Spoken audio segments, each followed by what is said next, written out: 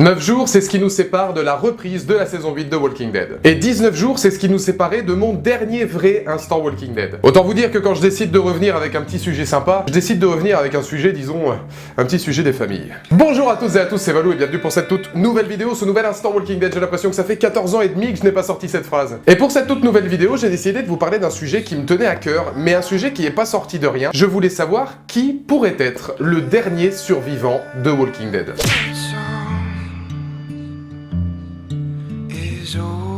Alors évidemment, ce sujet-là, comme je l'ai dit, il sort pas de nulle part. Je pars du principe qu'en ce moment, Walking Dead part un peu en cacahuète. Robert Kirkman aurait annoncé que Rick pourrait quitter la série. On a vu que Carl aussi pourrait très fortement quitter la série, si c'est pas déjà le cas. On a vu même que Lauren Cohan, qui incarne Maggie, qui est quand même l'essence de Walking Dead, avait des soucis financiers en ce moment et qu'elle pourrait aussi quitter la série. Bref, moi, la seule hypothèse sur laquelle je voudrais revenir, c'est sur un Walking Dead qui, à mon avis, n'aura pas le temps, même si ça dure pendant 12 saisons, de faire tous les axes des comics. Et on a vu de toute façon avec ce qui s'est passé avec Carl et ce qui risque fortement d'arriver, que, a priori, Walking Dead va s'émanciper des comics, et vous savez bien que j'adore ce côté un petit peu dark, un petit peu sombre de Walking Dead, et que moi j'aimerais un Walking Dead qui ne se termine pas bien, un Walking Dead ultra transcendant, un petit peu à la Breaking Bad, qui se termine mal, mais qui laisse le spectateur en émoi et qui lui fait dire « Ok, d'accord, ils ont mis tout le monde d'accord ». Et pourquoi pas à ce moment-là, j'y ai toujours pensé, peut-être sur les seulement 2 ou 3 derniers épisodes de la série, faire un bond dans le temps où on se rend compte qu'il n'y a plus qu'une poignée de personnages, peut-être un seul d'ailleurs, qui serait encore vivant et qui coïnciderait avec justement cette idée de la série qui était l'idée première des comics. Le monde tel qu'on l'a connu définitivement a disparu, il n'y a plus d'espoir, il n'y a plus rien, et ce serait justement ce dernier personnage qui nous ferait comprendre tout ça. Et vous allez voir que la première personne à qui j'ai pensé, ça va peut-être vous surprendre. Morgan. Alors pourquoi Morgan? Déjà parce que je l'aime beaucoup, je le verrai bien, même si tout le monde pensait qu'il allait mourir dans le début de la saison 8 ou même au courant de la saison 8. On a vu récemment de toute façon qu'il allait aller dans Fear, que donc il survivrait à la saison 8 puisque Fear adopterait la même chronologie que Walking Dead. Encore une fois, merci les scénaristes et tous les showrunners de nous l'avoir dit avant qu'on ait vu l'épisode, hein, c'est sympa. Et alors pourquoi Morgan? Parce que pour moi ce serait un vrai symbole. Sans Morgan, il n'y aurait pas eu de Walking Dead. Tout simplement parce que Morgan, c'est celui qui a aidé Rick, qui a soigné Rick, qui a fait que Rick ait survécu. Et si on a vu la série par les yeux de Rick, c'est aussi parce que Morgan était là pour le sauver. Et Morgan est là depuis le tout premier épisode. Et c'est là que le symbole il est fort. Il a survécu au premier épisode, il a survécu à la pandémie, il a survécu à la mort de sa femme, de la mort de son fils, il a survécu à tout ce qu'il y avait dans sa tête jusqu'au moment où il a perdu son maître à penser qui était son prof d'aïkido. Et si c'était pas le mec qui nous faisait comprendre qu'au final Fear et Walking Dead dans les prochaines années sont décidés à se rencontrer, peut-être pour un final explosif où les 2 saisons seraient ensemble pour justement clôturer les 2 et en finir avec Walking Dead, et que Morgan, qui aurait survécu à Walking Dead, mais aussi à Fear the Walking Dead, qui aurait vu l'évolution de tous les personnages, qui aurait connu tout le monde, et c'est le seul d'ailleurs à avoir connu à peu près tous les personnages, serait celui qui à la fin serait encore en vie, et j'ai envie de dire aurait même échoué à mourir, parce que c'est un personnage qui a essayé de mourir à plusieurs reprises, et je trouverais ça très intéressant dans la symbolique de voir que c'est un personnage qui a échoué à mourir, qui a échoué à tout ce qu'il a voulu entreprendre, qui est vraiment là presque contraint et forcé, qui termine Walking Dead pour montrer à quel point Walking Dead serait sans espoir. C'est un gros symbole, mais moi, Morgan, je le sentirais plutôt bien et j'aimerais ça.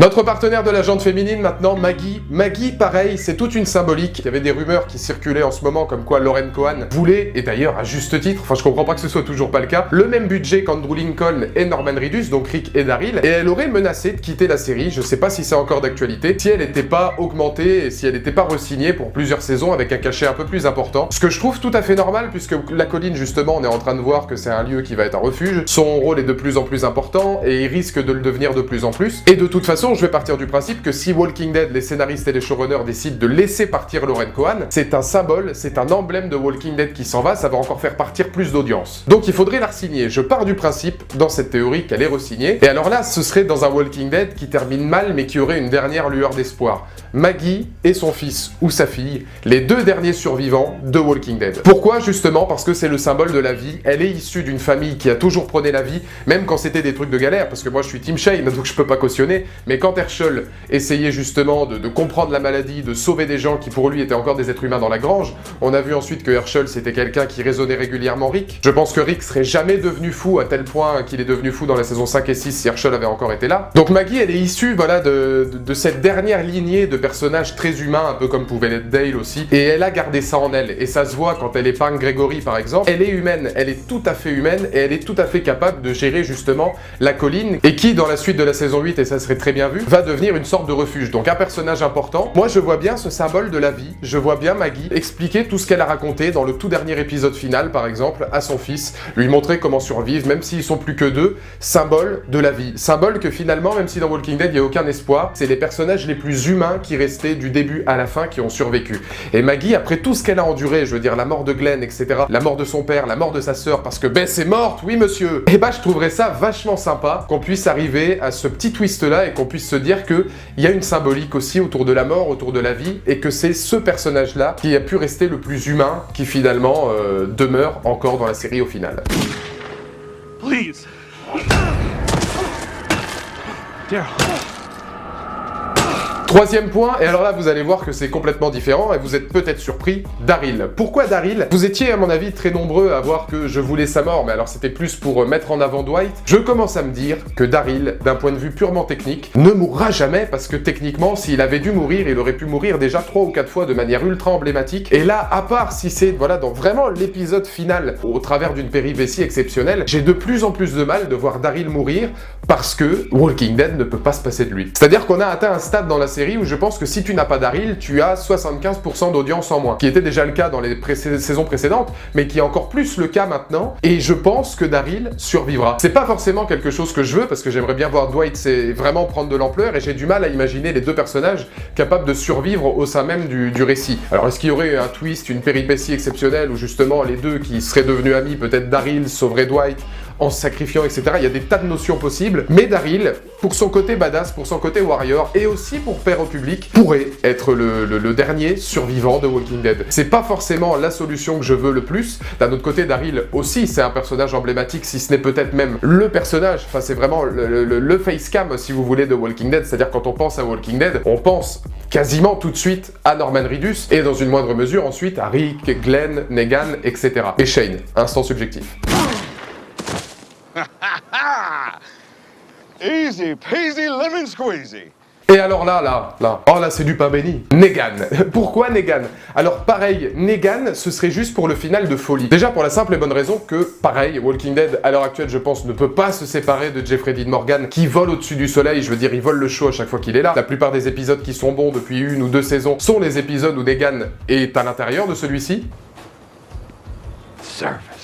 Et là, il faut prendre le truc de 2 points de vue. C'est-à-dire que si Negan est vraiment quelqu'un de pas bien, ce que je réfute complètement, on peut imaginer qu'il va réussir à entourlouper des gens, qu'il va réussir à faire un petit peu tout et n'importe quoi, comme un peu ce qui se passe dans les comics, pour justement réussir à survivre. C'est quelqu'un qui va survivre par tous les moyens, un petit peu comme un T-Bag, je sais pas moi, dans Prison Break, et qui trouverait un petit peu tous les petits coups fourrés pour se sortir de toutes les situations. Et moi, j'adorerais un dernier plan, par exemple, dans l'obscurité, où on pense que tout le monde est mort, et là, il y a une sorte de zoom vers une batte, ou alors ne serait-ce que vers un col rouge, et là, t'entends la voix de Negan. Et tu te rends compte que cette pourriture de Negan aurait survécu jusqu'au bout. Et ça ferait mal à beaucoup de gens, parce que d'un côté, il y a les gens comme nous qui vont se dire « Putain, Negan, c'est un génie », mais qui se diraient « Mais quelle audace de faire survivre Negan !» Et t'as tous les autres qui aimeraient voir la mort de Negan, parce qu'ils considèrent que c'est vraiment quelqu'un de pas bien, depuis la mort de Glenn, etc., qui se diraient « Putain, mais quel final! C'est vraiment ça le final, c'est vraiment Negan qui a survécu !» Et ils y réfléchiraient encore et encore en se disant « Putain, mais c'est comme ça que ça se termine, Walking Dead !» Et justement, une fin aussi emblématique que celle-là, ce serait génial. Mais il y a une autre version aussi concernant Negan, moi que j'aime beaucoup, c'est Negan gentil. Et moi, vous le savez très bien, j'ai énormément de flashs comme ça d'un Negan qui pourrait peut-être protéger Rick. Un Negan qui chercherait une rédemption, qui se rendrait compte justement de ses erreurs, en même temps que les autres se rendraient compte que Negan, c'est aussi grâce à lui qu'énormément de gens au sein des Sauveurs ont survécu. Qui ferait que, au bout d'un moment, peut-être Negan serait le dernier survivant. Pour moi, ces 4 personnages-là, Morgan, Maggie, Daryl et Negan, ce sont pour moi les 4 qui pourraient justement être les plus à même de survivre. Pourquoi je n'ai pas cité Rick? Tout simplement parce que, voilà, vous avez entendu les rumeurs vis-à-vis de Robert Kirkman, comme quoi Robert Kirkman aurait dit que Rick ne survivrait pas quoi qu'il arrive à la fin de la série. C'est quelque chose, j'attends de voir pour le croire. Moi je crois que ce que je vois, donc pour l'instant j'y crois pas. Mais on sait jamais, il pourrait mourir dans les derniers épisodes, etc. pour vraiment créer quelque chose d'intense. Je pense que ce serait un cataclysme, mais c'est tout à fait possible. Et vous, dans les commentaires ci-dessous, n'hésitez pas à me donner votre point de vue. Dites-moi quel personnage, ou peut-être un duo ou un trio de personnages vous verrez bien survivre à la fin de la série si tout tournait plus ou moins pas bien. Et puis d'ici là, on se retrouve dans 2-3 jours avec un rétablir la vérité, mais cette fois, je ne vous dirai pas sur qui. À vous de deviner les gars.